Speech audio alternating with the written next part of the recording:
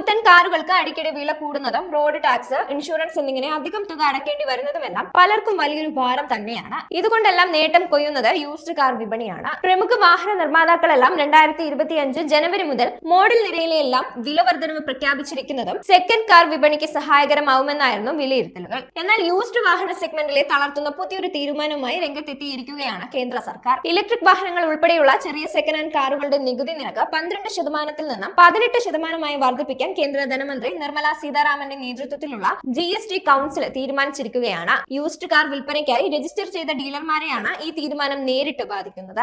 1200 cc വരെ എഞ്ചിനുകളുള്ള വാഹനങ്ങൾ വിൽക്കുമ്പോഴാണ് ഈ മാറ്റം ബാധകമാവുക. 55ാമത് GST കൗൺസിൽ യോഗത്തിന് ശേഷം കേന്ദ്ര ധനമന്ത്രി നിർമ്മല സീതാരാമനാണ് നികുതി വർധനവിനെ സംബന്ധിച്ച തീരുമാനം പ്രഖ്യാപിച്ചത്. ഒരു വ്യക്തി താൻ ഉപയോഗിച്ച വാഹനം നേരിട്ട് മറ്റൊരാൾക്ക് വിൽക്കുമ്പോൾ നികുതി വർധനവ് ബാധകമാവില്ലെന്ന് ശ്രദ്ധിക്കേണ്ടതാണ്. പ്രധാനമായും ഡീലർഷിപ്പുകളെയാണ് ഈ ടാക്സ് പരിഷ്കരണം സാരമായി ബാധിക്കുക.